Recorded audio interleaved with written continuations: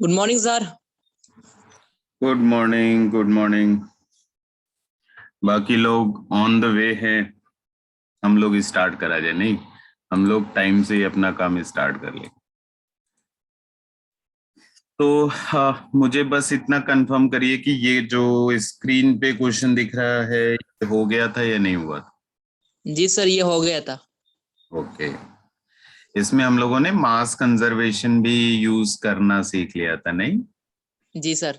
हाँ, अगर कोई रिएक्टेंट जो बचा हुआ है, अगर उसका मास कैलकुलेट करना है तो we can use the based method as mass conservation, जो सिंपली सब्सट्रैक्ट करके ही आंसर आ जाता है हमारा। अच्छा, ये जो क्वेश्चन था ये किया था क्या? No sir. No sir. Okay. तो आप इसे ना एक बार ट्राई करिए, और इसमें एक दो रिएक्शन का जरूरत होगा, तो मैं रिएक्शन लिख देता हूँ आपको। अभी आप लोग नए हैं तो हो सकता है रिएक्शन में तकलीफ हो, लेकिन थोड़ा इनऑर्गेनिक केमिस्ट्री पढ़ लेंगे तो रिएक्शन भी आपको याद हो जाएगा टाइम के साथ। तो यहाँ पे जो रिएक्शन इस्तेमाल होगा वो मैं बता देता हूँ कि कैल्शियम कार्बोनेट को अगर मैं हीट करता हूँ तो it will form calcium oxide. अरे, इस रिएक्शन को याद करने का एक ट्रिक याद आया मुझे। ऐसा बोल देना, ये कैल्शियम कार्बोनेट क्या होता है? कैल्शियम कार्बोनेट डेली लाइफ में कभी देखा है कैल्शियम कार्बोनेट? नहीं? अरे, जी सर। कैल्शियम कार्बोनेट नहीं देखा क्या डेली लाइफ में? जी चलो, सर। सबसे आसान सा एग्जांपल बताता हूँ। वो संगमरमर का जो पत्थर होता है। Lime sir. हाँ हाँ हाँ हाँ, दैट इज कैल्शियम कार्बोनेट। तो कैल्शियम कार्बोनेट को गर्म करेंगे ना, पत्थर को गर्म करेंगे तो चूना और कार्बन डाइऑक्साइड। कैल्शियम ऑक्साइड क्या होता है? चूना होता है, वो जो सॉलिड वाला चूना होता है। That is calcium oxide. ठीक है। तो पत्थर को गर्म करेंगे तो चूना और कार्बन डाइऑक्साइड मिलता है। बड़ा आसान है, याद रख सकते हैं।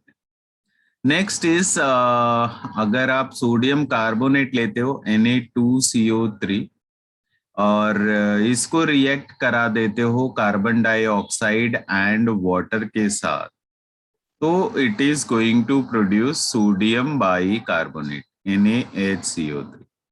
ये दोनों रिएक्शन इस क्वेश्चन में यूज होगा।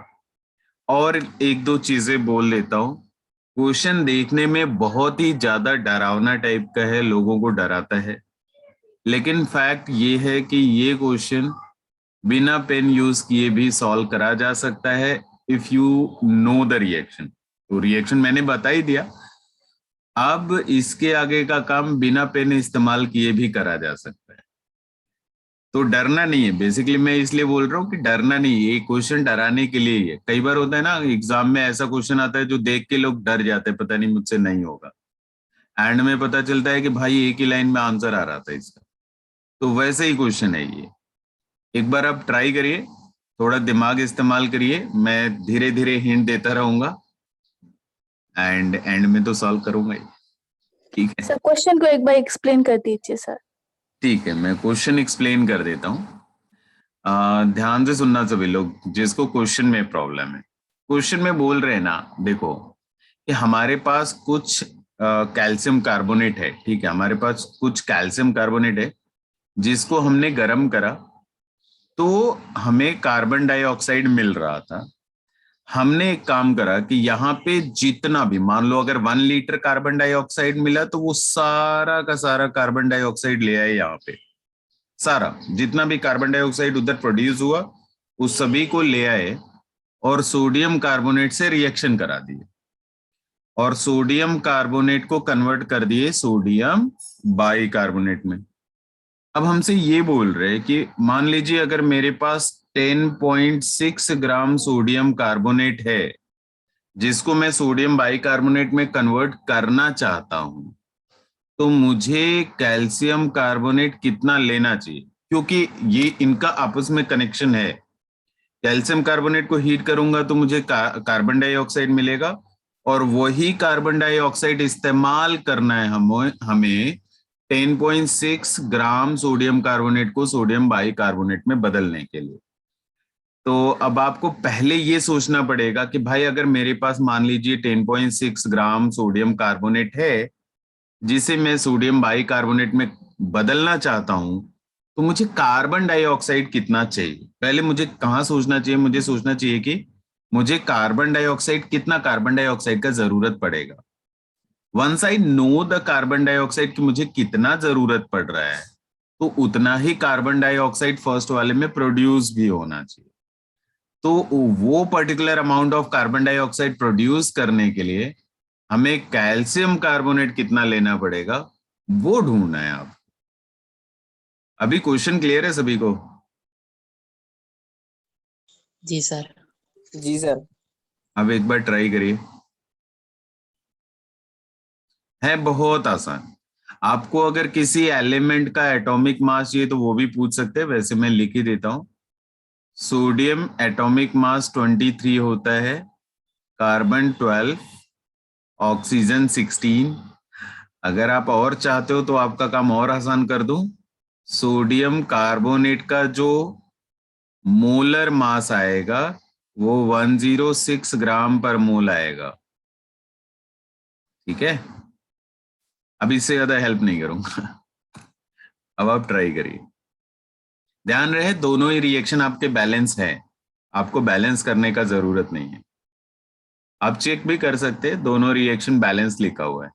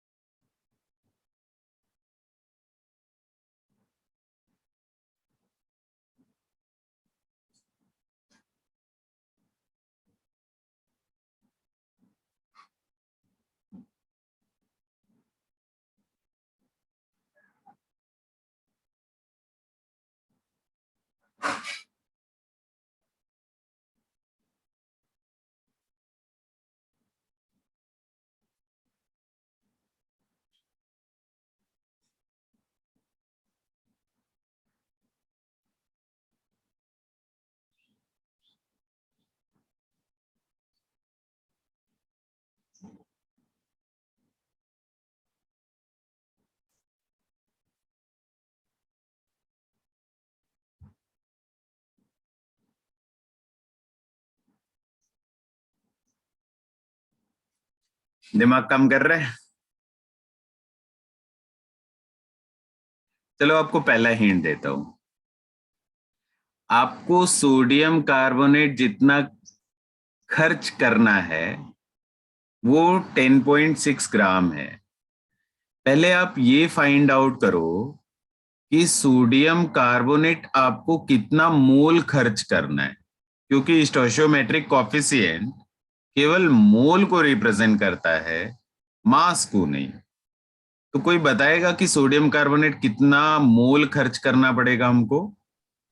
0.1 mole. 0.1 mole. Mass divided by molar mass लिख लेंगे हम लोग। तो अगर मैं इसको सॉल्व करूं तो मुझे मिल जाएगा 0.1 मोल। तो बेसिकली हमको 0.1 मोल सोडियम कार्बोनेट खर्च करना है। अब बच्चे, जो आप पिछली क्लास में यूज कर रहे थे unitary method from the stoichiometric coefficient, वो यूज करो, बहुत आसान है। मैं आपसे अगर पूछूं कि 1 मोल सोडियम कार्बोनेट खर्च करने के लिए कितना मोल कार्बन डाइऑक्साइड का जरूरत पड़ेगा? 1 मोल ना यार, स्टोइचियोमेट्रिक कोएफिशिएंट। 1 मोल अगर आप सोडियम कार्बोनेट खर्च करना चाहते हो तो आपको 1 मोल कार्बन डाइऑक्साइड का जरूरत पड़ेगा। ये क्लियर है सभी को? Yes sir. सो 1 मोल अगर मैंने सोडियम कार्बोनेट खर्च करना है तो मुझे 1 मोल कार्बन डाइऑक्साइड का जरूरत पड़ेगा। एक्चुअल सीन में हमारे पास जो सोडियम कार्बोनेट है वो केवल और केवल 0.1 मोल सोडियम कार्बोनेट है। तो 0.1 मोल को खर्च करने के लिए मुझे 0.1 मोल कार्बन डाइऑक्साइड की जरूरत पड़ेगी।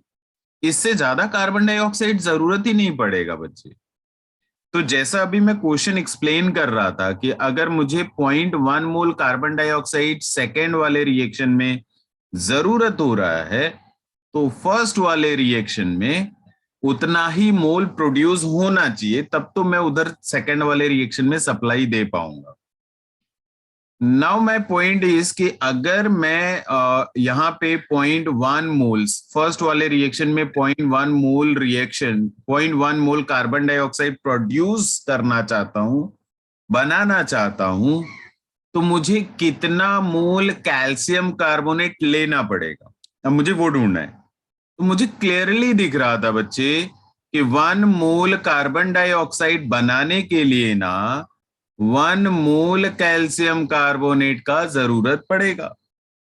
तो अगर मुझे 0.1 मोल बनाना है एक्चुअल सीन में, तो कैल्शियम कार्बोनेट का कितना जरूरत होगा? 0.1 मोल। बस यही तो आंसर था। आपको मोल मिल गया तो मास नहीं बता सकते? अरे जल्दी बोलो बच्चे, मास क्या होता है? Mass equal to mole into molar mass, यही तो होता है। मोल आपने बोल ही दिया 0.1, मोलर मास कितना 100, मास कितना मिला 10 ग्राम।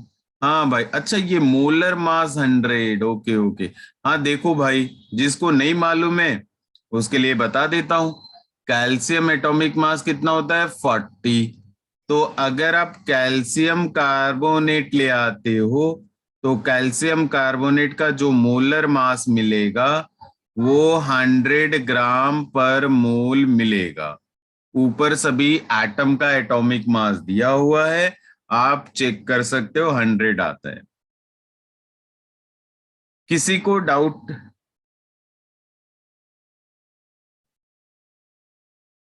रे, लग रहा है ज्यादा डिफिकल्ट हो गया, पड़ोसी से पूछने चले गए। बताओ आज क्या बोलूं, डाउट है कि नहीं है?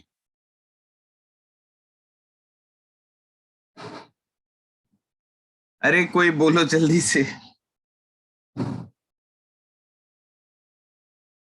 अब क्या नाम लास्ट वाला समझा दो सर, लास्ट वाला। नाम लेकर के बुलाऊं क्या? अच्छा लास्ट वाला समझा दूं, ठीक है लास्ट वाला समझा देता हूँ। इसके अलावा, लास्ट के अलावा किसी को कोई प्रॉब्लम नहीं? नो किसी सर। को कोई प्रॉब्लम नहीं है? अरे वाह, बड़े अच्छे लोग हैं, जल्दी जल्दी समझ जाते। देखो ये तो मैं काफी टाइम लेकर के आराम आराम से एक एक लाइन बोल रहा था। अगर मुझे करना होता, पर्सनली मुझे करना है, मान लो क्वेश्चन, मुझे मतलब मैं स्टूडेंट लेवल पे हूँ और मुझे ये क्वेश्चन करना है। सबसे पहली चीज तो मुझे ये रिएक्शन मालूम है, कैल्शियम कार्बोनेट को गर्म करूंगा, कैल्शियम ऑक्साइड एंड CO2 मिलेगा। एंड सोडियम कार्बोनेट को अगर मैं कार्बन डाइऑक्साइड और वाटर के साथ रिएक्ट करा रहा हूं तो ये सोडियम बाइकार्बोनेट में बदल जाएगा। ये भी रिएक्शन हमको मालूम है। अब क्वेश्चन में हमसे बोले कि भाई आपको इसका 10.6 ग्राम खर्च कराना है, तो सबसे पहले हम कैलकुलेट करेंगे मोल। 10.6 divided by molar mass, that is 0.1 मोल मुझे खर्च करना है। बस इतना ही करने में आपको जितना टाइम लगना था, इसके बाद कुछ है नहीं। देखो मैं क्या बोलता कि इसका 1 मोल खर्च करने के लिए मुझे CO2 का 1 मोल चाहिए। अच्छा ठीक है, अगर CO2 का 1 मोल चाहिए तो यहाँ पे मुझे 1 मोल चाहिए। हाँ ठीक है, इसका 1 मोल चाहिए तो फिर इसका 1 मोल लेना पड़ेगा। हाँ ठीक है, बेसिकली 1 मोल सोडियम कार्बोनेट को रिएक्ट कराने के लिए, खर्च करने के लिए 1 मोल कैल्शियम कार्बोनेट चाहिए था। तो 0.1 मोल को खर्च करने के लिए कितना चाहिए? 0.1 मोल। डायरेक्टली लिख लेते यार, इतना कहानी क्यों घुमा रहे थे? हाँ कहानी घुमा रहे थे इसलिए कि पहली बार देख रहे क्वेश्चन, तो थोड़ा स्टेप वाइज हम लोग थिंकिंग बिल्ड कर रहे थे कि कैसे हम लोग सोचना शुरू करेंगे। बट अगर थोड़े से एक्सपर्ट होते तो डायरेक्टली बोल देना, इसका 1 मोल के लिए इसका 1 मोल जरूरत पड़ेगा, इसका 1 मोल के लिए इसका 1 मोल जरूरत पड़ेगा, मतलब सोडियम कार्बोनेट के 1 मोल के लिए कैल्शियम कार्बोनेट का 1 मोल का जरूरत पड़ेगा, तो 0.1 मोल के लिए 0.1 मोल का जरूरत पड़ेगा। हो गया आंसर। अब मोल कैल्शियम कार्बोनेट का मोल मिल गया, क्या चाहिए था हमको? मास चाहिए था। मास क्या होता है? Number of mole into molar mass. Number of मोल कितना बच्चे? 0.1। मोलर मास कितना? 100। मास कितना? 10 ग्राम। हाँ, यही आंसर है। डिफिकल्ट था क्या?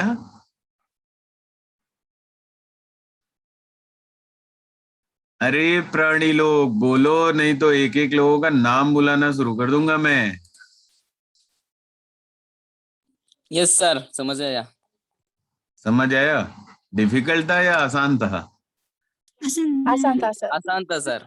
बहुत आसान है, बहुत आसान है। बस होना ये है ना, रिएक्शन मान लीजिए अभी आपको नहीं मालूम रहेगा, तो जब तक रिएक्शन नहीं मालूम है तब तक के लिए मैं हूं।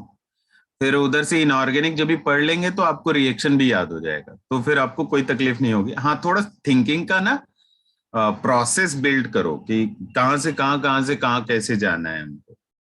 फिर वो फास्ट तो अपने आप हो जाएगा, उसका टेंशन नहीं है। थोड़ा अभी हम लोग ट्रेनिंग पीरियड में और स्टार्टिंग में है, थोड़ा और क्वेश्चन प्रैक्टिस करेंगे, अपने आप स्पीड बढ़ जाएगा। तो रुको रुको, नेक्स्ट क्वेश्चन। हाँ, ये नेक्स्ट क्वेश्चन है आपके सामने।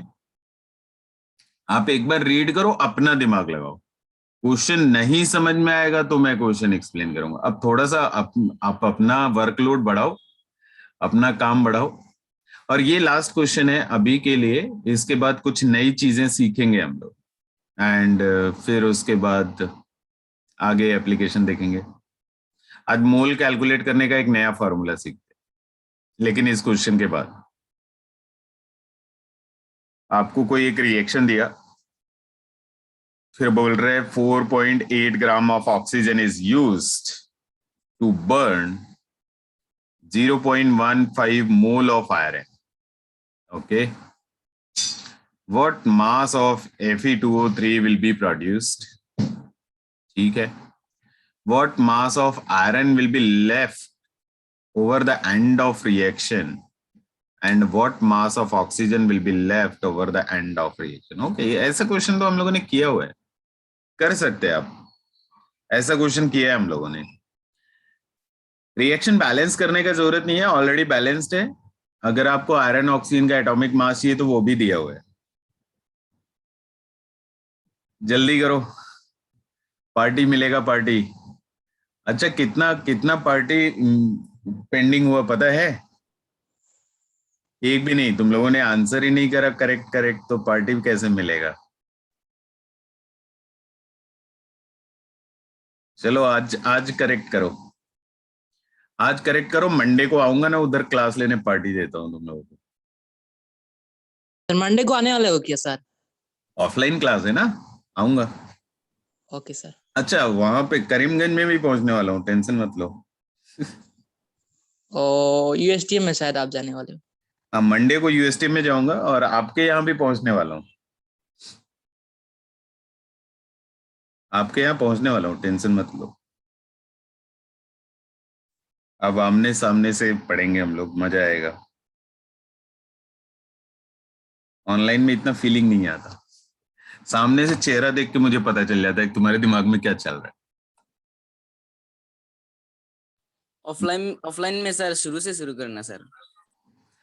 ऑफलाइन में चेहरा देख करके मुझे पता चल जाता है तुम्हारे दिमाग में क्या चल रहा है। यहाँ पे तो चेहरा दिखता ही नहीं, पता कैसे चलेगा? इसलिए बार बार पूछना पड़ता है मुझे, समझ में आया या नहीं आया। आप ट्राई करो इस क्वेश्चन को, आप कर सकते हो, एंड कर लिया तो party.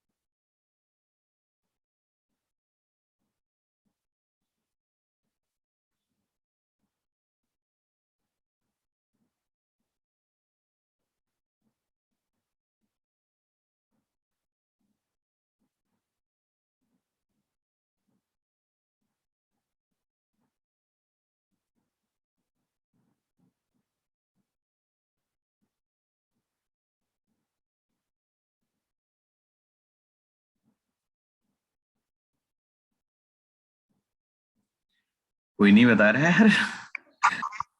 First thing, which one is limiting reagent? सबसे पहला चीज,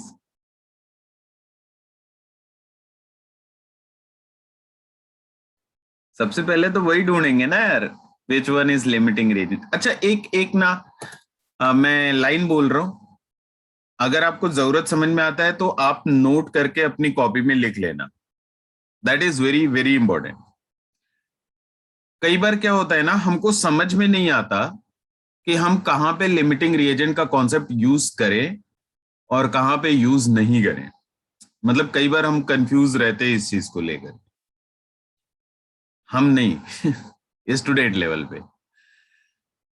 तो उसके लिए एक लाइन बोल रहा हूं, जहां कहीं भी अगर आपको, आपके पास एक से ज्यादा रिएक्टेंट है और एक से ज्यादा रिएक्टेंट का मास या मोल दे रखा है या वॉल्यूम दे रखा है, मास, वॉल्यूम या मोल या नंबर, मतलब ऐसा समझो कि एक से ज्यादा रिएक्टेंट के बारे में कोई भी इंफॉर्मेशन दे रखा है, बच्चे 100% आपका लिमिटिंग रिएजेंट का कॉन्सेप्ट यूज होगा। 100% लिमिटिंग रिएजेंट का कॉन्सेप्ट यूज होगा। आप देख लो, यहां पे ऑक्सीजन के बारे में भी इंफॉर्मेशन दिया और आयरन के बारे में भी इंफॉर्मेशन दिया। 100% लिमिटिंग रिएजेंट का कॉन्सेप्ट यूज होगा। इससे आप अपनी भाषा में अपनी कॉपी में लिख लेना, ताकि प्रॉब्लम सॉल्विंग के दौरान आपको तकलीफ ना हो।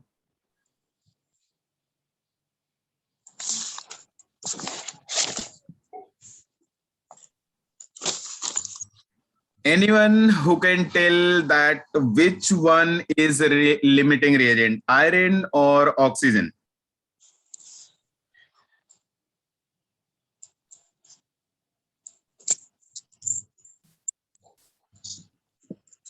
ये तो यार बड़ा ही आसान है, लगता है एक दिन अच्छे से सो लिए और दिमाग से सब कुछ गायब। लिमिटिंग रिएजेंट का पता ही नहीं चल रहा। सर मास 18 होता है क्या सर? किसका? Sir Fe2O3 sir. अच्छा फाइनल आंसर बता रहे क्या? यस सर, 18 ग्राम होता है। नहीं पहले मुझे ये बताइए कि लिमिटिंग रिएजेंट कौन सा है। सर लिमिटिंग रिएजेंट तो आयरन होगा सर। ओके फाइन, तो ये सभी को क्लियर है, iron is the limiting reagent. किसी को भी डाउट है बच्चे तो पहले ये पूछ लो, ये चीज सबको पता रहना चाहिए, आयरन इज लिमिटिंग रिएजेंट, ये सबके मन में क्लियर रहना चाहिए। अब मुझसे मास पूछ रहे थे, मास मैं बता देता हूं, 18 ग्राम सर। मैं बता देता हूँ, एक मिनट कैलकुलेट कर लेता हूँ। अच्छा बोल रहे it's not clear, iron is limiting reagent, it's not clear. अरे बच्चा देखो, लिमिटिंग रिएजेंट के लिए हमने क्या कैलकुलेट करना था कि रेशियो कैलकुलेट करना था। मैंने पिछली क्लास में सिखाया था जी सर। कि जिस रिएक्टेंट के लिए के रेशियो का वैल्यू सबसे कम होगा वो हमारा लिमिटिंग रिएजेंट होगा। और मैं अगर रिएक्शन लिखूं 4Fe plus 3O2 is giving 2Fe2O3, ये रिएक्शन आपको दे ही रखा है। यहां पे आपको ऑलरेडी आयरन का मोल दे रखा है, नंबर ऑफ मोल आयरन का कितना है बच्चे, 0.15 आपको दे रखा है। ये हमने क्या लिखा हुआ है, ये मोल लिखा हुआ है, ध्यान रहे ये हमने मोल लिखा हुआ है। ऑक्सीजन का मोल नहीं दिया, ऑक्सीजन का 4.8 ग्राम मास दिया। मास को मोल में कन्वर्ट करने आता है हमको। 4.8 gram is the mass of the sample divided by molar mass. 16 molar mass is 32 ग्राम, तो ये भी आपको 0.15 आता है। दोनों का मोल सेम है, लेकिन हमको मोल से डिसीजन नहीं लेना था, हमको डिसीजन लेना था के रेशियो से। के रेशियो क्या होता है, number of mole divided by stoichiometric coefficient. Iron का mole is 0.15 divided by stoichiometric coefficient, ये रहा 4। ऑक्सीजन के लिए mole is 0.15, stoichiometric coefficient is 3। Now you can see numerator दोनों का सेम है, डिनोमिनेटर आयरन का ज्यादा है तो के रेशियो आयरन के लिए कम होगा। तो अगर के रेशियो आयरन के लिए कम है तो आयरन क्या हो जाएगा, हमारा लिमिटिंग रिएजेंट हो जाएगा। ये काम सबसे पहले करना था।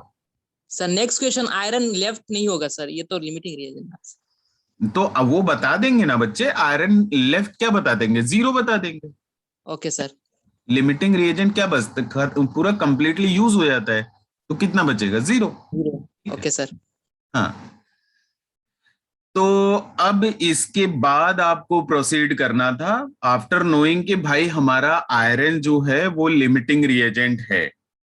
अब हमको बताना था कि प्रोडक्ट कितना बनेगा। तो लास्ट पिछली क्लास में हम लोगों ने करीब 10 क्वेश्चन करे थे जिसमें यही कॉन्सेप्ट यूज करा था। प्रोडक्ट कितना बनेगा that will be always decided by limiting reagent.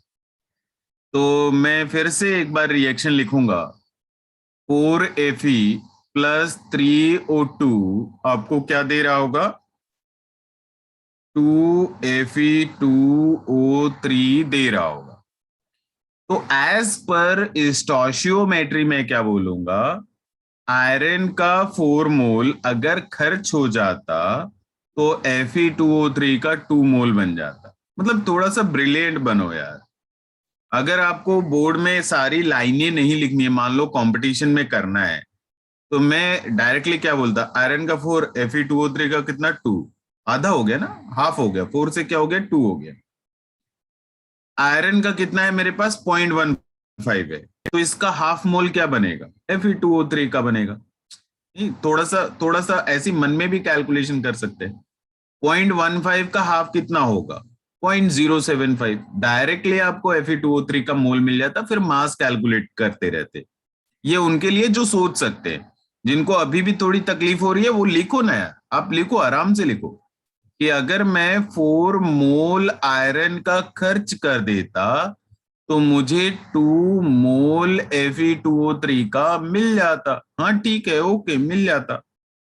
अगर मैं 1 मोल आयरन का खर्च करता तो 2/4 मोल Fe2O3 का मिल जाता ना। हमने खर्च कितना करना है, हमने केवल 0.15 मोल खर्च करना है, तो मुझे कितना मिलेगा, 2/4 इंटू 0.15, ये कितना 0.15 डिवाइडेड बाई 2, तो कितना मिलता है 0.075 मोल। ये आपको क्या मिल गया बच्चे, मोल मिल गया।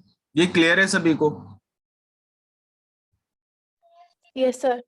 Yes, sir. Okay, once you got the mole ना, एक बार आपको मोल मान लीजिए मिल गया, अब आपको चाहिए मास। तो मास के लिए फॉर्मूला तो मैं बताते ही आ रहा हूं इतनी देर से। मास क्या होता है, number of mole into molar mass. Mole तो मिल ही गया था यार 0.075। अब मोलर मास चाहिए ना, तो मोलर मास किसका, Fe2O3 का। आयरन कितना 56, 56 into 2 is 112 plus oxygen 16, 16 into 3 is 48 ना, 160 सर। टोटल 165 ऐसा बोल रहे, 165 पक्का ना, कुछ इधर उधर तो नहीं करा, 165 50 160 ना, 160 सर। हाँ 160, वही तो मैं भी बोल रहा हूँ। तो बस फिर 160 से मल्टीप्लाई कर दो, आंसर आ जाएगा, ग्राम में आंसर आ जाएगा आपका। कितना आता है बच्चा, ये तो ऐसे देखते देखते कर देंगे, नहीं नहीं कर सकते क्या? सर 12 आता है। 3/4, हाँ 12 आएगा। सर 12 बताएगा सर। हाँ हाँ हाँ 12 आएगा, ऐसे देखते देखते बता देंगे। हाँ 12 आएगा। जी सर। तो Fe2O3 का कितना बनेगा, 12 ग्राम बनेगा। अच्छा कैलकुलेशन ट्रिक सिखाएं कि ऐसे देखते देखते कैसे बोले 12 आ जाएगा।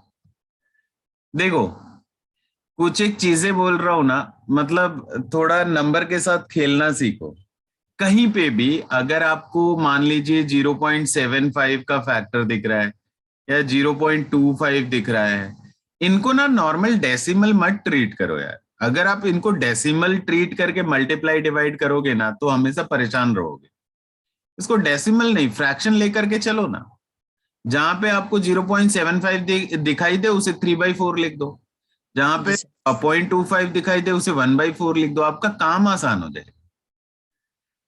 तो यहाँ 0.075 इंटू 60 लिख रहे थे ना, तो इसका एक जीरो इसके साथ मल्टीप्लाई कर दो, क्या हो जाता? 0.75 इंटू 16 हो जाता।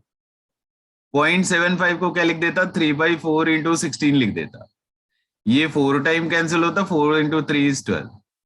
आसान था, ऐसी सोच के भी बोल सकते। जी सर। तो ये थोड़ी थोड़ी चीजें हैं जो हम लोग बीच बीच में सीखते रहेंगे कि कभी ना नंबर को ना ऐसे डेसिमल दिखाई दे तो उसको फ्रैक्शन लेकर के चलो, कैलकुलेशन में मजा आता है। हाँ ठीक है, चलो ये हो गया कि हमारा Fe2O3 कितना मिल गया बच्चे? 12 ग्राम मिल गया। Any doubt any one up to this?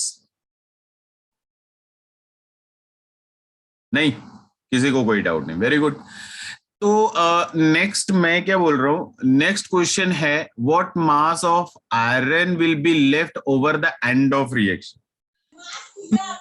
Iron limiting reagent है, आयरन अगर लिमिटिंग रिएजेंट है तो पूरा खर्च हो जाएगा, कुछ बचेगा ही नहीं। तो सेकेंड पार्ट का आंसर क्या हो जाएगा? 0, कुछ नहीं जी बचेगा यार, ये तो 0 है। फिर पूछा गया कि भाई एक बात बताओ कि ऑक्सीजन कितना बचेगा। अब बताओ, अब अपना दिमाग लगाओ और बताओ कि ऑक्सीजन कितना बचेगा। Oxygen is excess reagent. कैसे कैलकुलेट करेंगे बच्चे? Use mass conservation, that is the best way to solve. मैंने आपको बोला था ना कि कोई भी रिएक्टेंट कितना बचा है अगर आपसे पूछ लिया जाए तो आप क्या यूज करोगे? आप मास कंजर्वेशन, सबसे आसान तरीका होगा। अच्छा, टोटल मास बिफोर रिएक्शन कितना है? Total mass before reaction, reaction होने से पहले। तो हमको मालूम है कि भाई 4.8 ग्राम किसका है? ऑक्सीजन का है। ठीक है, आयरन का कितना है? तो आयरन का हमको दिया है मोल। तो मास ऑफ आयरन मैं कैसे कैलकुलेट करूंगा? मास ऑफ आयरन जो स्टार्टिंग में लिया था वो मोल इंटू मोलर मास लिखूंगा। मोल कितना बच्चे? 0.15। मोलर मास कितना? 56। ऐसा। जी तो सर। 0.15 को कर दो आप 0.15, देखो कैलकुलेशन ट्रिक सीखना साथ साथ में। 0.15 को 0.15 से मल्टीप्लाई नहीं करूंगा मैं, इसे लिखूंगा 1.5। 1.5 क्या होता है? 3/2। 3/2 इंटू 56 इंटू 10⁻⁻1 ऐसा लिख दूंगा मैं। ये 28 टाइम्स कैंसिल होगा, 28 इंटू 3 मालूम है कितना होता है? जल्दी, 54 ना? तो 5.4 ग्राम आ जाए। समझ में आया calculation?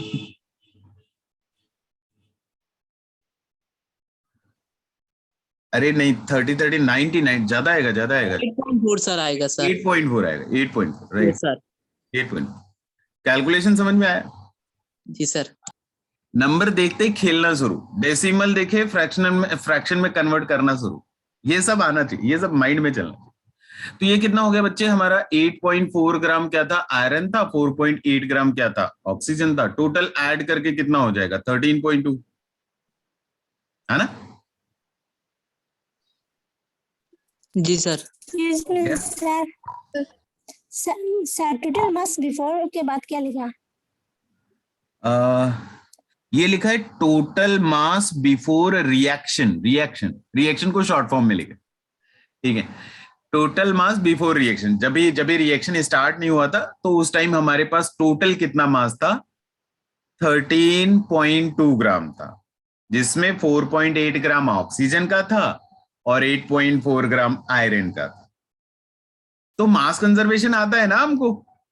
Total mass before reaction is equals to total mass after reaction.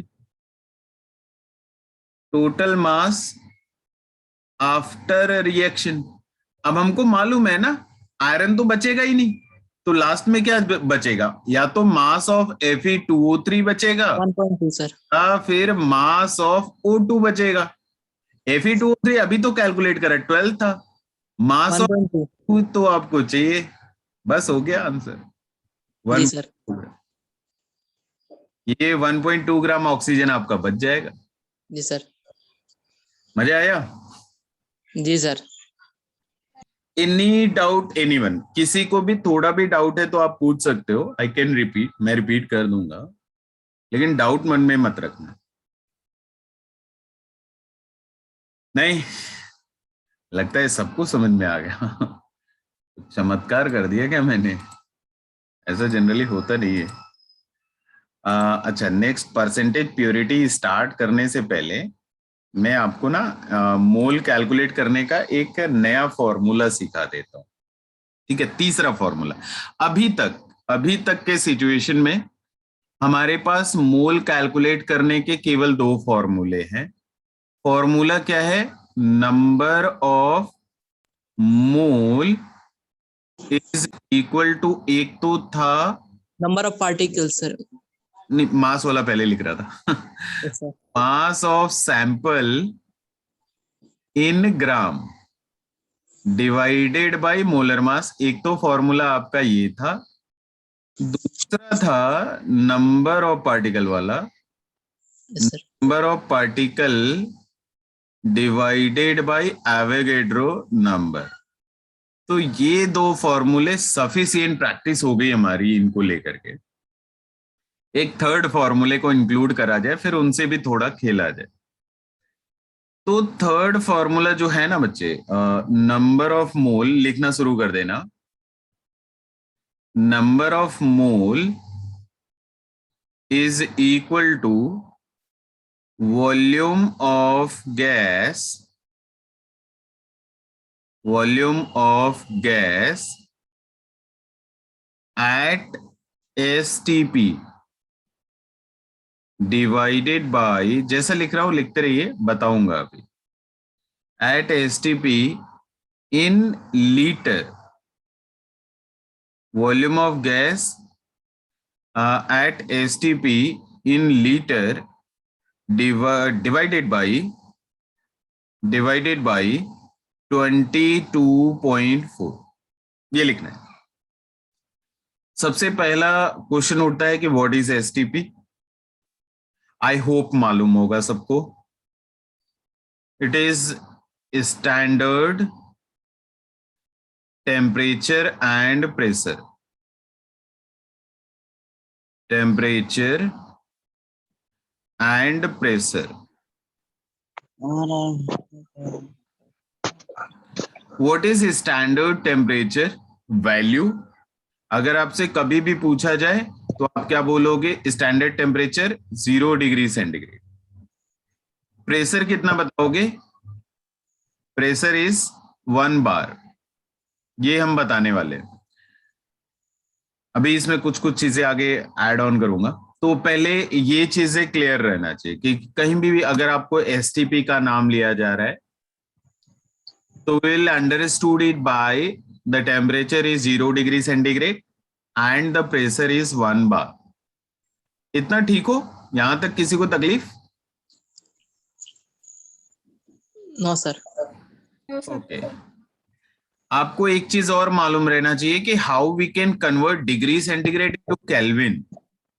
तो जो केल्विन टेम्परेचर होता है, degree kelvin, that is equal to degree centigrade plus 273। ठीक है, ये भी आपको मालूम रहना चाहिए। तो कई बार क्या होगा, 0 डिग्री सेंटीग्रेड लिखेगा या फिर 273 केल्विन लिखेगा, दैट इज ऑल्सो फाइन। क्योंकि अगर डिग्री सेंटीग्रेड में आप 0 रख देते हो तो केल्विन में कितना मिल जाएगा? 273 मिल जाएगा। ठीक है, जी सर। ठीक। अब एक छोटा सा क्वेश्चन दे रहा हूं जो ऊपर जितना भी लिखा हुआ है उन सब को रिलेट नहीं करता, वो सारी चीजों को रिलेट नहीं करता।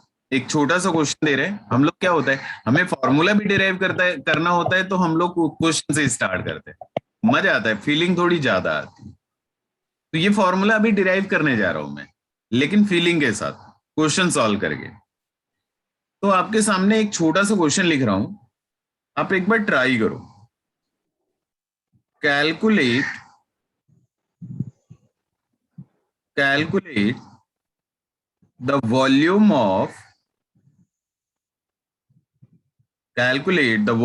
of ideal gas,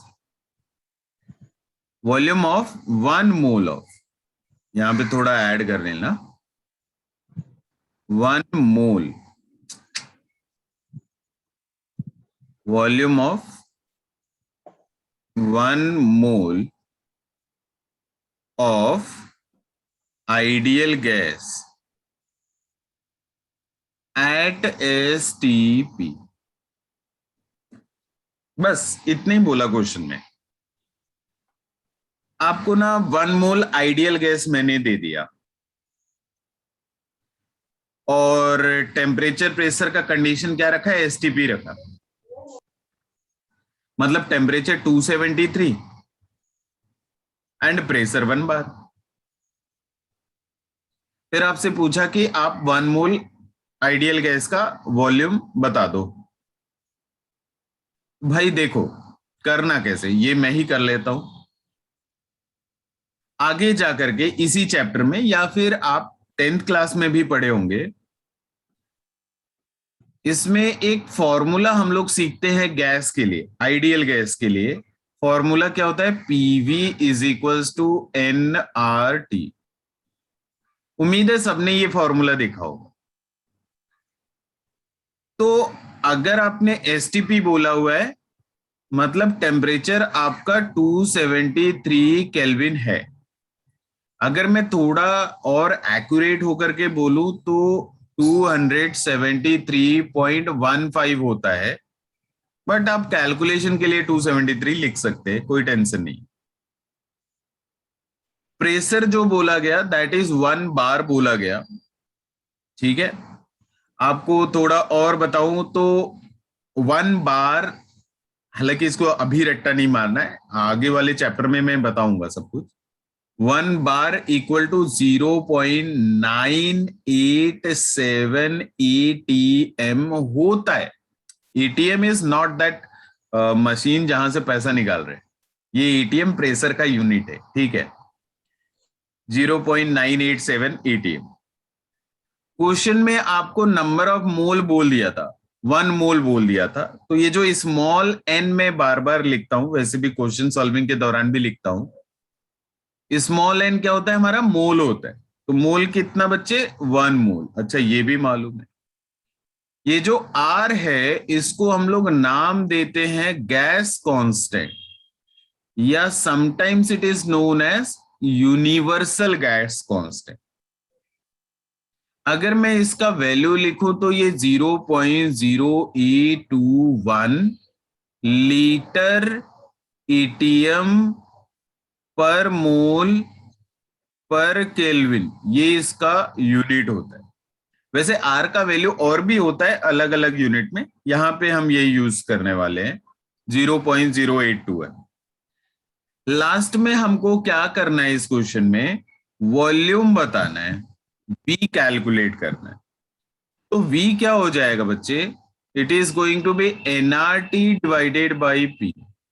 just substitute the value, N is 1, R is 0.0821, temperature is 273.15, 273 लिख लेते, कौन इतना कैलकुलेशन करेगा।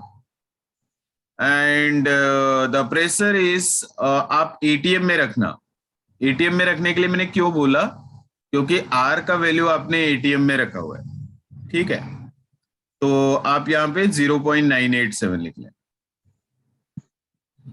कैन यू सॉल्व दिस, कितना आता है? सर आप ही कर दो।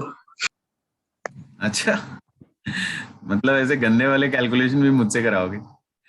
मैं आपको बताऊं कि अगर आप एग्जैक्ट सॉल्व करते हो, एकदम से 100% एक्यूरेट सॉल्व करते हो, ये वैल्यू आती है 22.7 लीटर। 100% एक्यूरेट बोलने का मतलब ये 273.15 रखना है, ठीक है। R का वैल्यू थोड़ा डेसिमल के 1-2 डिजिट और आगे निकल जाओ, फिर पूरा सॉल्व करो, ये वैल्यू आती है 22.7 लीटर। लेकिन कई बार क्या होता है, हम प्रॉब्लम सॉल्विंग के दौरान ये 0.987 एटीएम रखने के बजाय ऑलमोस्ट 1 बार 1 एटीएम क्या हो रहा है, इक्वली हो रहा है, तो इसे मैं क्या रख देता हूं, 1 ही रख लेते हैं। कई बार कैलकुलेशन के लिए दौरान मैं बोल रहा हूं, लेकिन इंपॉर्टेंट पॉइंट क्या है, एग्जैक्ट तो यही आएगा बेटा, ध्यान रखना। लेकिन अगर आप थोड़ा अप्रोक्सीमेट कर देते हो, 0.987 की जगह पे 1 रख देते हो, 273.15 की जगह पे 273 लिख देते हो, तो बच्चे ये कांड होकर के क्या मिल जाता है, 22.4 लीटर मिल जाता है। कितना मिल जाता है, 22.4 लीटर मिल जाता है।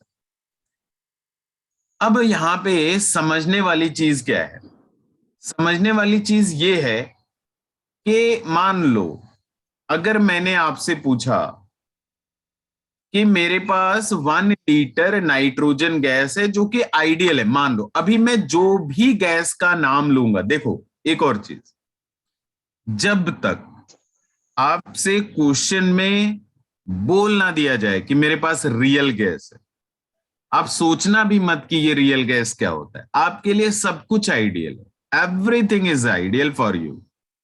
जब रियल गैस पढ़ना होगा तो वो हम स्टेट्स ऑफ मैटर के चैप्टर में पढ़ेंगे डिटेल में, वहां पे रियल रियल खेलेंगे। लेकिन जब तक वो सिचुएशन नहीं रीच कर रहा है, आपके हर एक क्वेश्चन, हर एक टॉपिक के लिए जितनी भी गैसेज हैं आपके लिए सारी आइडियल है। All gases are ideal for you, जब तक बोला ना जाए। तो मैं ये बोल रहा था कि मान लो आपसे मैं अगर ये पूछूं कि मेरे पास 1 मोल नाइट्रोजन गैस है, कैन यू टेल मी कि एसटीपी पे कितना वॉल्यूम ऑक्यूपाई करेगा? अरे कोई तो बताओ, क्या मुझे कैलकुलेट करने की जरूरत है? अरे नहीं, क्यों कैलकुलेट करो भाई, आप देखो तो ऊपर क्वेश्चन एक बार रीड करो, अंग्रेजी पढ़ो। बोला 1 मोल आइडियल गैस ले आओ, कोई सा भी ले आओ, तुम नाइट्रोजन ले आओ, हाइड्रोजन ले आओ, मीथेन ले आओ, हीलियम ले आओ, कुछ भी ले आओ, बस 1 मोल गैस ले आओ, आइडियल होना चाहिए। एसटीपी पे वॉल्यूम कितना, 22.4 अगर अप्रोक्सीमेट कर ले तो हम 22.4 यूज करें, ठीक है, मतलब 0.987 एटीएम की जगह पे 1 एटीएम लेकर के चले। तो आपसे किसी भी गैस का नाम लिया जाए, अगर एसटीपी बोल दिया, वॉल्यूम कितना होगा, 22.4 लीटर। अरे होगा नहीं होगा? होगा। Yes sir. ऐसे ऐसे कार्टून होगा सर। अरे सामने होगा सर। सामने मिलो फिर बताता हूं मैं। तो बेसिकली 1 मोल आइडियल गैस ले आया मैं और एसटीपी बोला, तो वॉल्यूम हमेशा और हमेशा 22.4 लीटर होगा। मान लीजिए कि हमने 1 मोल नहीं बोला, हमने बोला मेरे पास हाफ मोल है, अभी वॉल्यूम कितना होगा एसटीपी पे? 11.2 सर। 11.2 लीटर। 1/4 मोल है, 1/4 मोल है, डिवाइड नहीं हो रहा, 5.6 लीटर। 1/8 मोल है, 2.8 लीटर, ठीक है। 2 मोल है, 44.8 लीटर। समझ में आ रहा है मैं क्या कर रहा हूं? जी सर। Yes sir. अगर आप मैं पूछ लेता कि भाई चलो 2 मोल है मेरे पास, चलो हाँ हाँ 2 मोल है, वॉल्यूम बताओ वॉल्यूम बताओ, तो 2 इंटू 22.4, लो भाई आंसर, ठीक है, ओके फाइन। हमने क्या करना है मालूम है, हमें इसका उल्टा करना है। मान लीजिए आपको किसी गैस का वॉल्यूम दे दिया मैंने, लेटर से कि 100 लीटर मेरे पास आइडियल गैस है, बताओ कितना मोल है। वही जो इतने टाइम से हम लोग यूनिटरी मेथड यूज करते आए हैं वही यूज करेंगे। क्या बोलेंगे, बोलेंगे भाई 22.4 लीटर एसटीपी पे ले आता हूं ना, तो मेरा 1 मोल होता है, ये मुझे पक्के से मालूम है, मैंने कैलकुलेट करके चेक करा हुआ है। तो 1 लीटर अगर ले आता है एसटीपी पे तो 1 डिवाइडेड बाई 22.4 मोल हो जाता। आपने बोला 100 लीटर, लो 100 लीटर में कितना मोल है, 100 डिवाइडेड बाई 22.4 मोल, यही है। लो रख लो इसको अपने पास, ठीक है, यही आंसर है। इसी को तो फॉर्मूले में लिखा था मैंने, volume of the sample in litre at STP, फॉर्मूले में यही लिखा था मैं, डिवाइडेड बाई 22.4। फॉर्मूला समझ में आ गया? जी सर। Yes sir. ये जो 2-3 लोगों के अलावा ऐसे लोग हैं जो खाली काम चलाने के लिए ज्वाइन किए ना, हाँ नहीं बोल देना बेटा, अगर मैं मिल गया ना सामने से, सोच लेना तुम्हारा क्या करूंगा मैं। ऐसे लोग स्पेशली जो कुछ बोलते ही नहीं।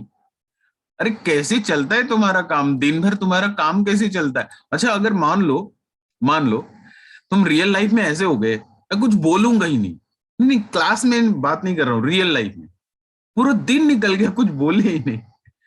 वाह बेटा, टॉर्चर तुम मुझे करते हो ना बोल करके, उससे कहीं ज्यादा टॉर्चर तुम्हारे साथ हो जाएगा अगर तुम्हें बैन कर दिया जाए कि नहीं आज के बाद तुम्हें बोलना ही नहीं है, तो पूरा दिन दिन चुप ही रहेगा, बोलेगा ही नहीं।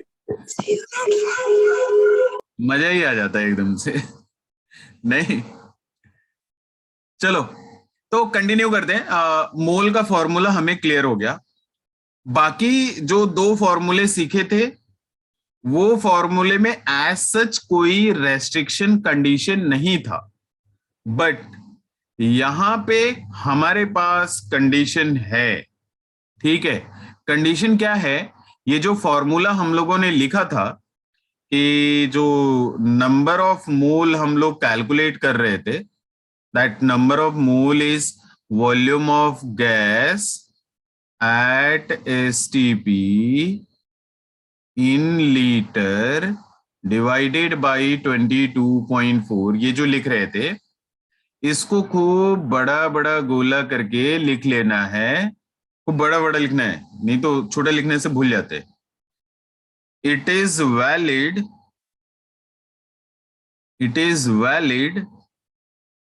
Only for gas. मतलब हम इतने बड़े भुलक्कड़ है कि मैं यहां लिख के जाता हूं कि it is valid only for gas, फिर 10 मिनट बाद क्वेश्चन देता हूं गलत। क्यों? क्योंकि ये चेक ही नहीं करा भाई लिक्विड था या गैस था, ये चेक ही नहीं करा। अपने अपनी दुनिया में मस्त होकर के बस 22.4 से डिवाइड करना आता है, वो नहीं यार, एटलीस्ट चेक कर लो कि लिक्विड है या गैस है, दैट इज इंपॉर्टेंट।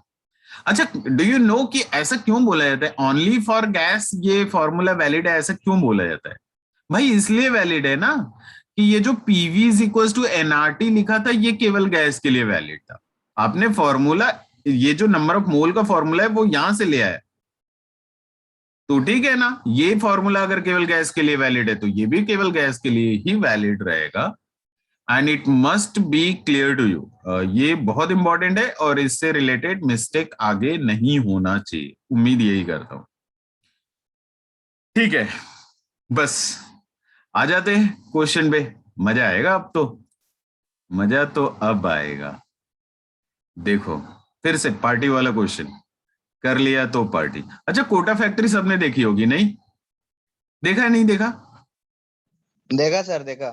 देखा है ना? उसमें यस सर। अब उसमें वो केमिस्ट्री वाला डायलॉग मत सुनना, उसके लिए मैं एक्सेप्शन हूं, मैं बताऊं क्यों। उसमें दूसरा चीज, एक हर एक डीपीपी में 1-2 क्वेश्चन होता था ना जो चॉकलेट होता था, वो क्वेश्चन मैं रोज आपको 2 देता हूं, लेकिन आप बनाते नहीं हो, चॉकलेट मेरे पास ही रह जाता है। तो चलो देखो क्वेश्चन कुछ ऐसा है कि मेरे पास ना एक कंटेनर है और इस कंटेनर में मेरे पास टोटल 25 मोल कार्बन डाइऑक्साइड हमने ले रखा है एसटीपी पे। ये सब कुछ चल रहा था अच्छा खासा, हमने एक डब्बा लिया है उसमें कार्बन डाइऑक्साइड एसटीपी पे 25 मोल भर रखा है। इसमें से मैंने एक काम करा कि रुको सोचने दो।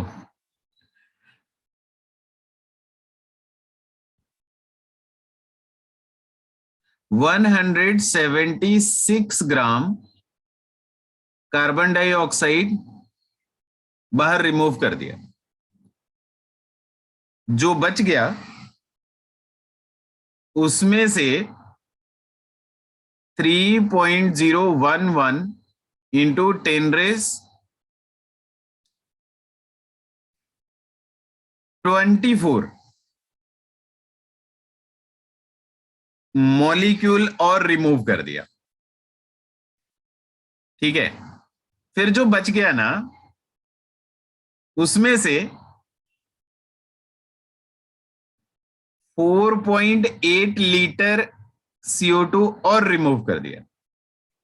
आपको बताना है कि कितना मोल कार्बन डाइऑक्साइड बच गया आपके पास। कितना आसान सा क्वेश्चन पूछा है मैंने, तो ट्राई करो तो। जी सर।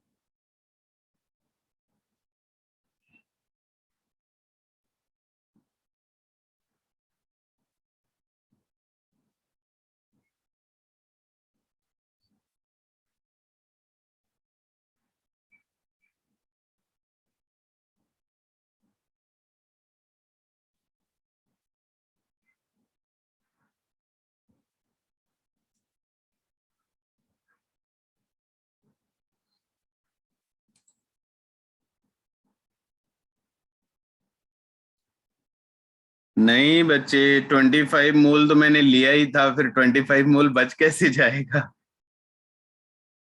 ऐसे थोड़ी होता है कि मैंने 25 मोल लिया और कुछ कुछ खर्च भी कर दिया, हटा भी दिया और 25 मोल बच भी जाए। ऐसे थोड़ी होता है। ये कोई जादू वाला कंटेनर थोड़ी था। खर्च तो करना है ना।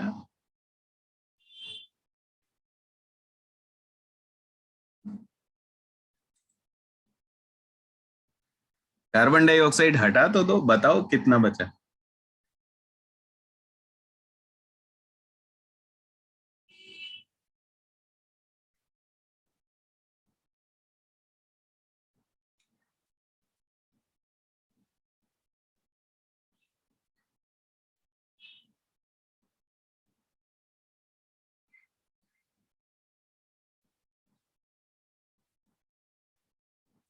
दिमाग काम कर रहा है?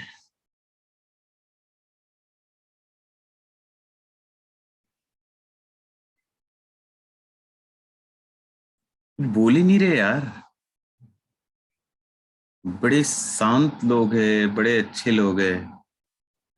या फिर दूसरा केस ये हो सकता है कि सब लोग सॉल्व कर रहे हैं, मैं डिस्टर्ब कर रहा हूँ।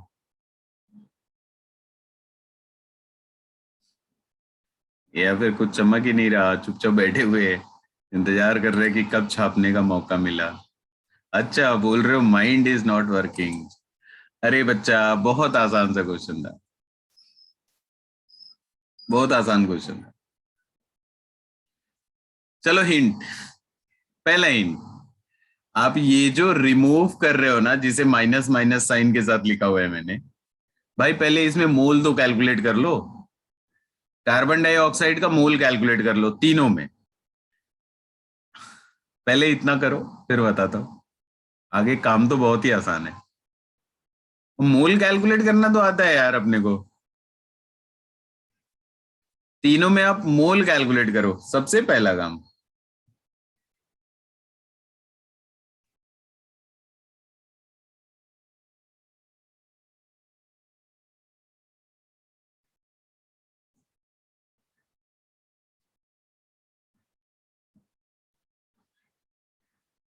अभी भी इतना टाइम लगा रहे हो?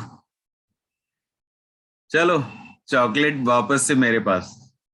नहीं, पता है क्या होना चाहिए, जब मैं बोलता हूँ ये चॉकलेट वाला क्वेश्चन है, ये प्राइस वाला क्वेश्चन है, ना बने तो तुम सबसे वापस से एक एक चॉकलेट ले लेना चाहिए हमको, फिर सही रहेगा। नहीं, चलो देखो कैसे करना है।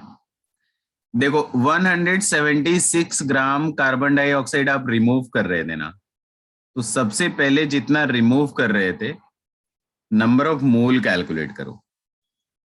कैसे? हमको दिया है मास, अगर हमको मास दिया है तो फॉर्मूला क्या यूज करूंगा?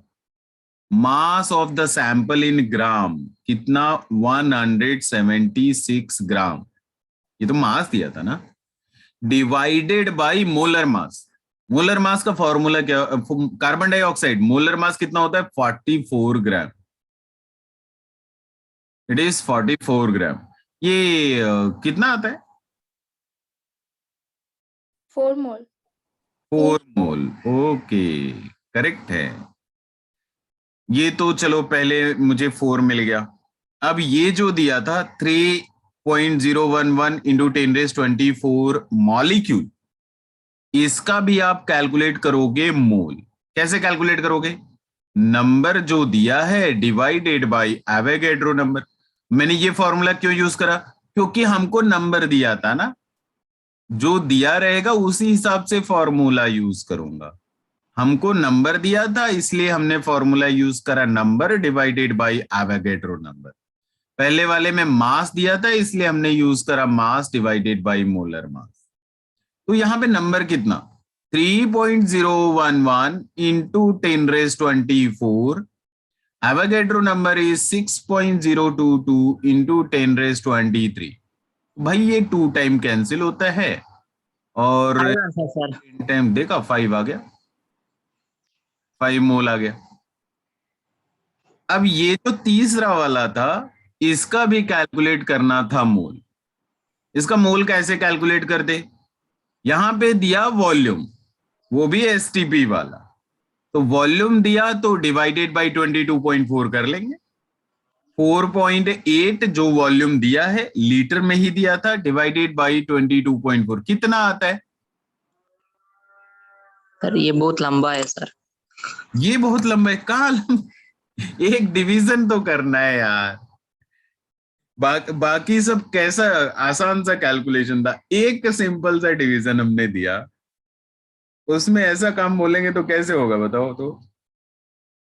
इट इज 0.214, तो आप 0.21 ले लो, यस सर।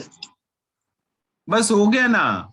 हमारे पास स्टार्टिंग में कितना था? 25 था, तो आपको क्या करना था? 25 में से पहले 4 सब्सट्रैक्ट करा, फिर 5 सब्सट्रैक्ट करा, फिर 0.21 करा। हाँ यही तो आंसर है। कौन सा डिफिकल्ट क्वेश्चन था ये? जी सर। सर 15.79 होता है क्या सर? हाँ आप बाकी कर लो या सब्सट्रैक्ट भी मैं ही करूं? 25 माइनस 9.21, 15.79। जी सर। कोई ऐसा जिसको डाउट है या समझ में नहीं आया? एनीवन? नहीं, एक ही क्वेश्चन में मोल के सारे फॉर्मूले यूज कर लिए। मास divided by molar mass, volume divided by 22.4 and number divided by Avogadro number, सारे फॉर्मूले एक ही क्वेश्चन में हाँ यूज कर लिए। ठीक है, हो जाता है। किसी को कोई डाउट नहीं है ना? जल्दी बोल देना थोड़ा। नहीं सर। रिस्पॉन्ड करो जल्दी। नहीं, एक और मजेदार क्वेश्चन करा जाए। नहीं, इंटरेस्टिंग क्वेश्चन। ये प्राइस वाला, ये चॉकलेट क्वेश्चन नहीं है, क्योंकि मुझे मालूम है ये बहुत आसानी से बना सकते हो।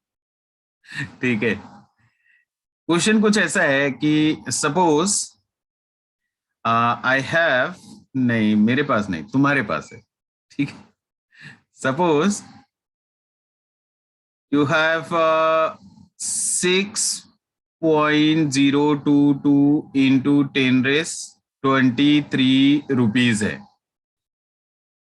इतने रुपए हैं आपके पास, ये मान लो, मानने में क्या जाता है, वापस से चेक मत करना, चेक करना शुरू मत हो जाना कि सर इतने तो नहीं है, मान लो है, and you are spending the money by the rate of 10⁶ rupees per second. ठीक है, 10⁶ रुपीज का मतलब समझ रहे हो? अरे कुछ बोल ही नहीं रहे यार। Yes sir, 10 lakh. 10 lakh rupees per second खर्चा कर रहे हो तुम, ठीक है। आपको बताना है टाइम जब भी आपके पास सारे पैसे खर्च हो जाएंगे। बहुत आसान सा क्वेश्चन है, बहुत आसान है। आपके पास 1 मोल रुपए है। सर ये तो डीपीपी का क्वेश्चन है सर। अच्छा, डीपीपी में था क्या? जी sir. I do not know, याद नहीं है मुझे डीपीपी। आपके पास 1 लाख रुपए है, आप 10 लाख, सॉरी 1 मोल रुपए है, आप 10 लाख रुपए पर सेकंड खर्च कर रहे हो। बताओ कितना टाइम लगेगा खर्च करने में? सर टाइम सेकंड में, ईयर में चाहिए सर। टाइम ईयर में बताओ। सर ईयर में 1.9099 into 10 to the power 10 years।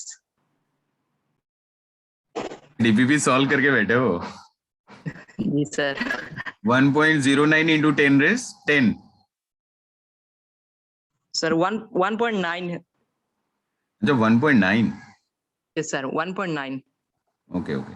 into 10⁻10 years। नहीं मतलब ये क्वेश्चन केवल ऐसे ही थोड़ा इंटरेस्ट जगाने के लिए था कि इमेजिन द सीन कि अगर मेरे पास इतने पैसे होते और मैं 10 लाख रुपए पर सेकंड भी खर्च कर रहा होता तो भी 1.9 into 10 years, 70-80 ईयर्स से ज्यादा कोई जीना नहीं है। कई पुस्तों का काम निकल जाता। नहीं, खर्च करते रहो, 10 लाख रुपए पर सेकंड खर्च करते रहो तो भी खर्च नहीं हो रहा। It is just to have the feeling कि भाई मोल इतना छोटा मोटा चीज नहीं है। It's a very very very large number, है ना?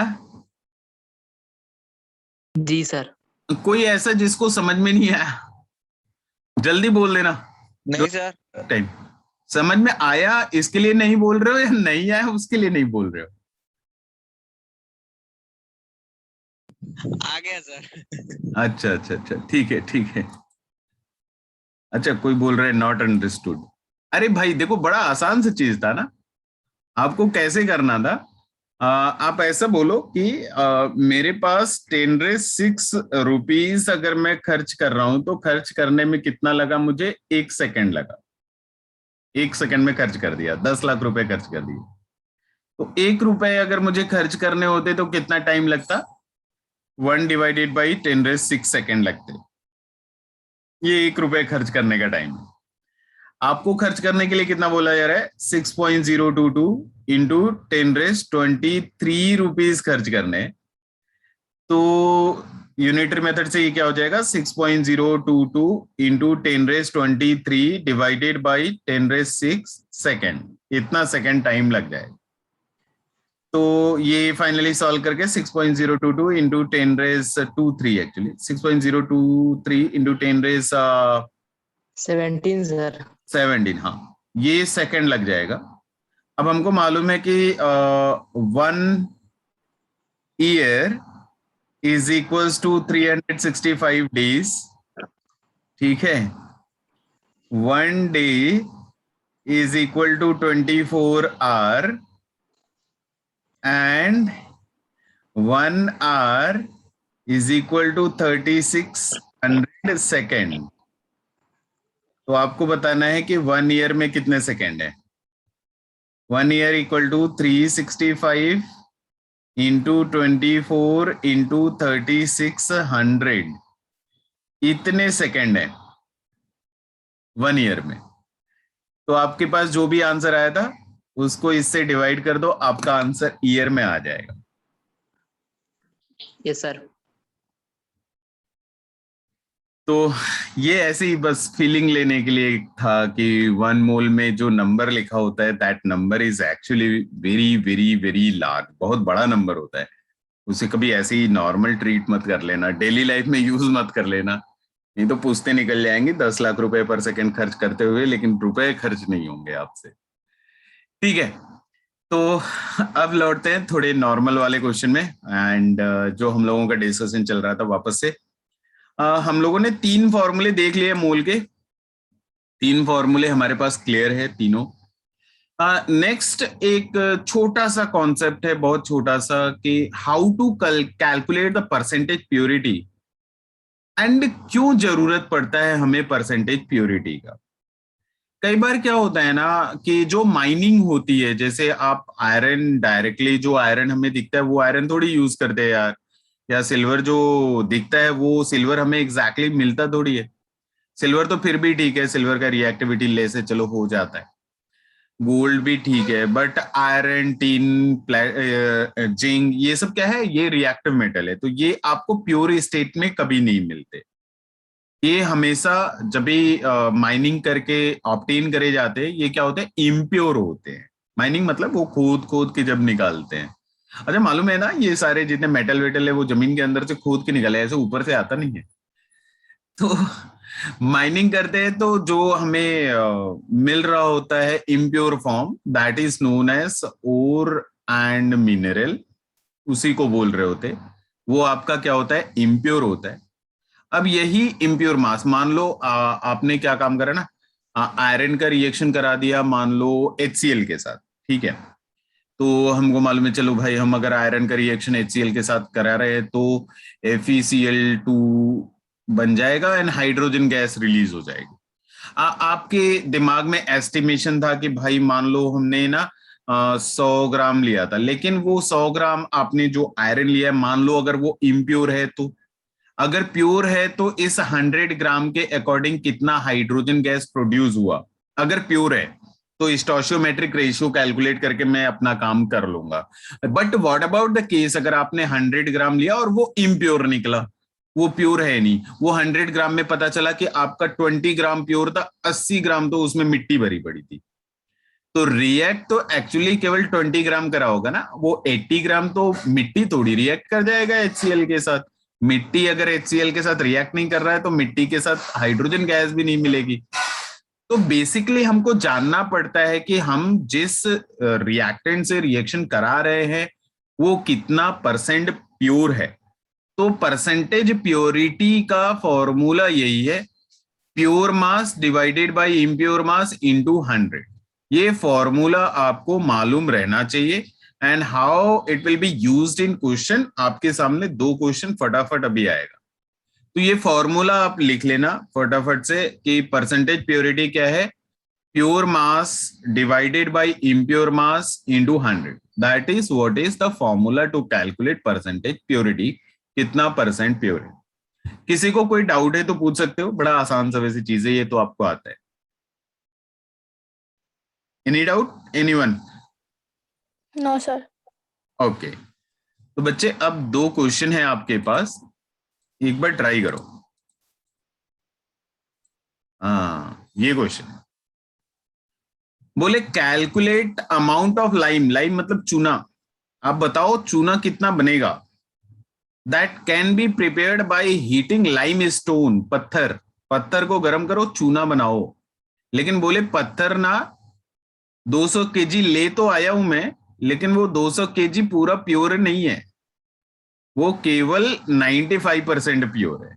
रिएक्शन मैं लिख देता हूं, कुछ देर पहले भी लिखा था कि चूना पत्थर को गर्म करोगे तो चूना एंड कार्बन डाइऑक्साइड मिल जाएगा।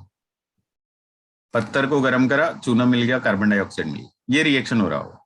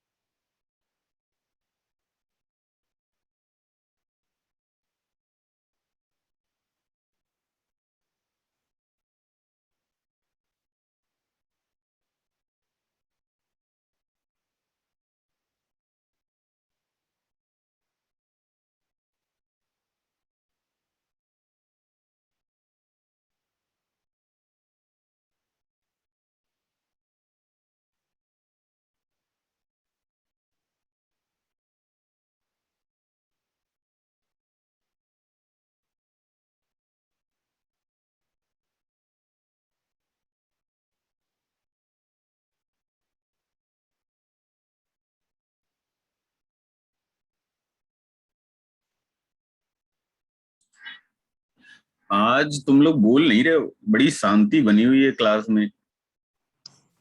शांति यस सर, नहीं है। Yes sir. आंसर कोई बता नहीं रहा है आज। लगता है ज्यादा पढ़ाई कर लिए।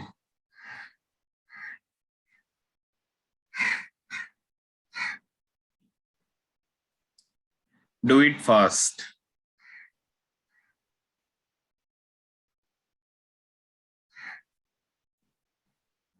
किसी को मिला आंसर?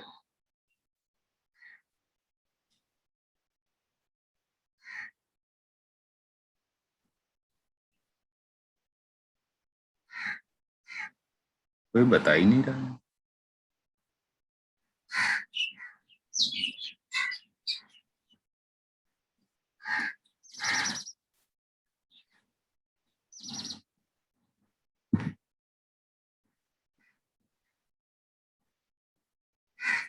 मैं भी ना बताऊंगा जब तक तुम लोग नहीं बताओगे, नहीं पूछोगे, मैं भी नहीं बोलूंगा। चलो देखते हैं कौन कितनी देर तक। नहीं आया सर। तो हो गया। मुझे लगा कंपटीशन चल रहा है कि चलो आज कौन ज्यादा देर तक शांत रहता है। 106.6 106.6 आता है क्या?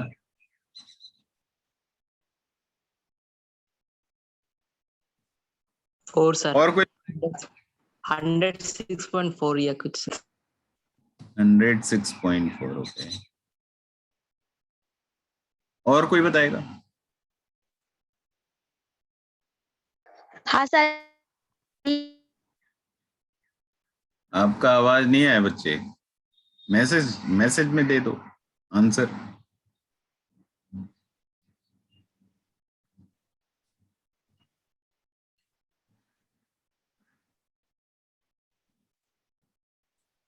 Hundred 6.4 okay.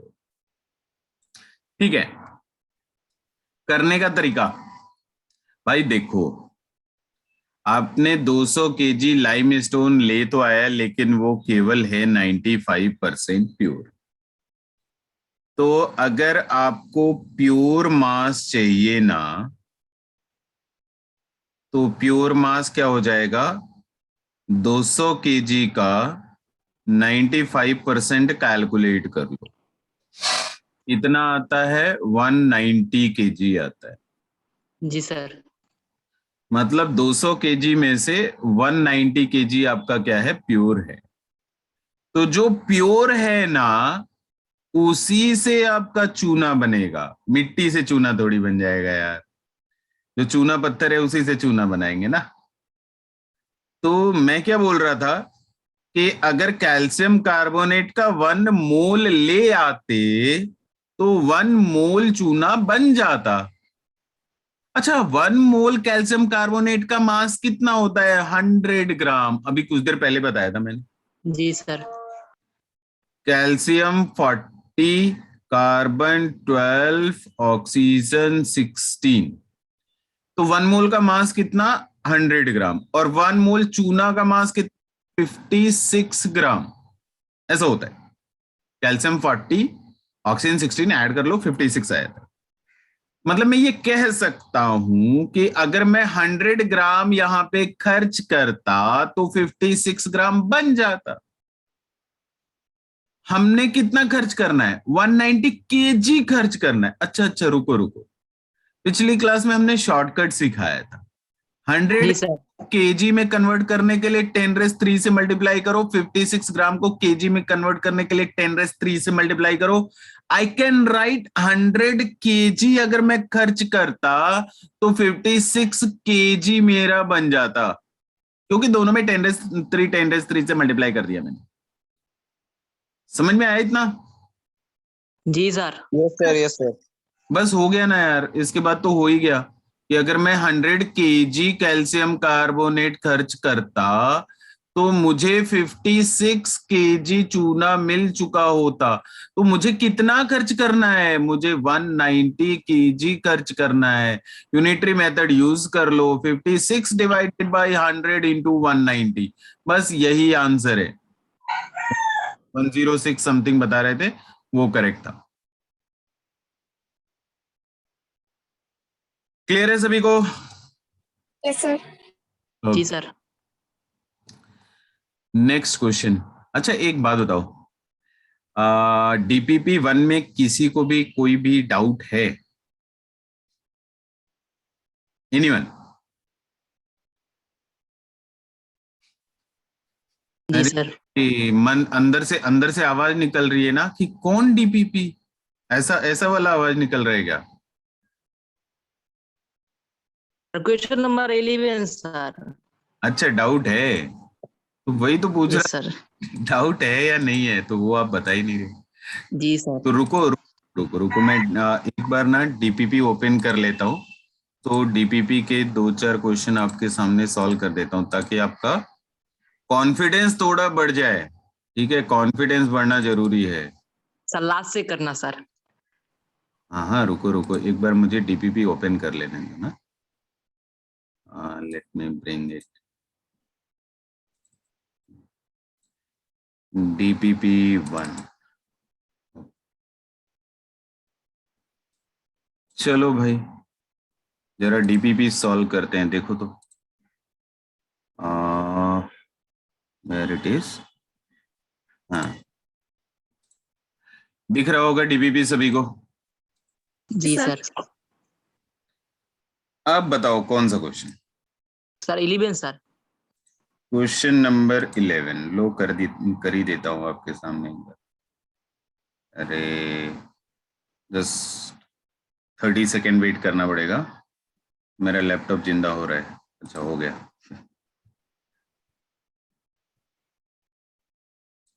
एक कभी कभी लैपटॉप भी सोने लगता है, बोलता है हमसे ज्यादा काम मत कराओ नहीं सो जाओ। ठीक है, क्वेश्चन नंबर 11 आ गया। तो ये है आपका क्वेश्चन नंबर 11। क्वेश्चन में क्या बोल रहे हैं?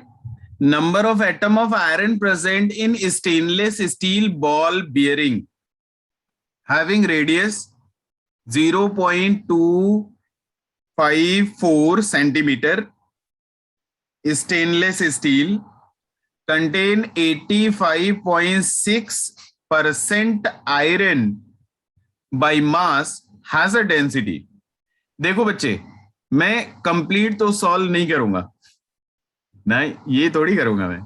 हाँ मैं आपको प्रोसेस बताऊंगा, एग्जैक्ट आपको सोचना कैसे, वो कैसे करना है वो बताऊंगा। कैलकुलेशन तो बेटा आप ही करोगे, ध्यान रखना।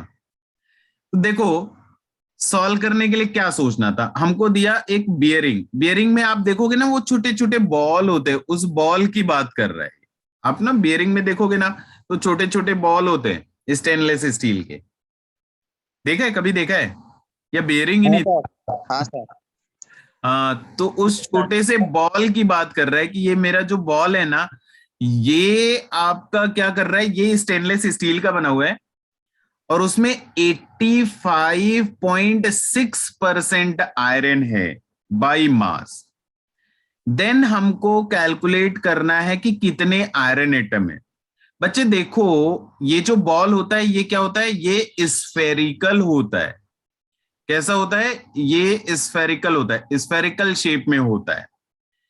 और आपको ना रेडियस दे रखा है, रेडियस कितना दिया बच्चे? 0.254 सेंटीमीटर रेडियस आपको दे रखा है।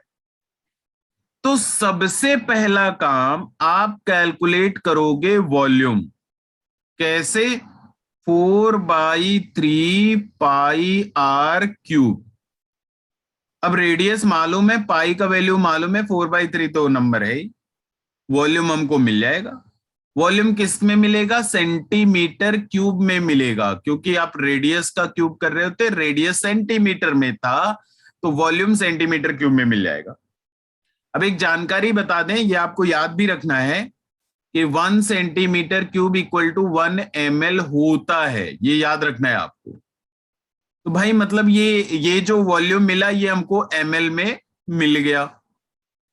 अब जरा डेंसिटी देखो, डेंसिटी उसी बॉल का डेंसिटी दे रखा है, किस में दिया? ग्राम पर ml में दे रखा है। तो मैं क्या कैलकुलेट करूंगा? मास। मास कैसे कैलकुलेट करेंगे? Density into volume. Density question में दिया और वॉल्यूम हमने कैलकुलेट कर लिया। तो एक बार हमको मास मिल गया ना बच्चे, तो अब इस मास का आप कैलकुलेट करोगे 85.6%, क्योंकि आयरन कितना है, केवल 85.6% है। उसके अलावा बाकी सब तो कार्बन, क्रोमियम, ये सब भरा पड़ा हुआ है, उनको नहीं कैलकुलेट करना है। फिर मैं क्या कैलकुलेट करूंगा, mass of iron. Mass of iron क्या हो जाएगा बच्चे, टोटल मास। वो कैसे, डेंसिटी इंटू वॉल्यूम।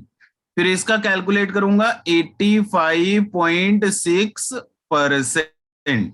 अब बताओ जरा, आपको एक बार आयरन का मास मिल गया, आप नंबर ऑफ एटम कैलकुलेट कर पाओगे? जी सर। इसके बाद तो हो ही जाएगा यार। एक बार आयरन का मास मिल गया, मोल कैलकुलेट कर लूंगा, 56 से डिवाइड कर दूंगा। मोल जी में, सर। मोल के बाद नंबर चाहिए, एवोगैड्रो नंबर से मल्टीप्लाई कर दूंगा। जी सर। अब हो जाएगा 11। जी सर। कंप्लीट आपको ही करना है, मैं केवल मेथड बताऊंगा।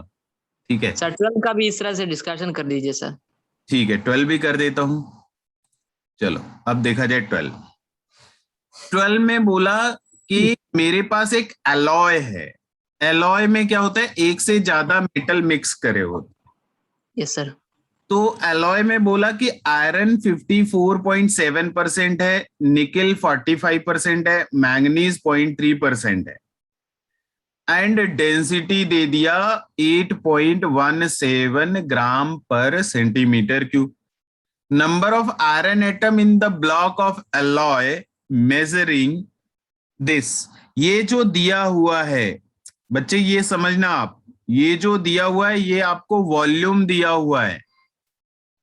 आप यूनिट भी देखो, सेंटीमीटर क्यूब लिखा हुआ है।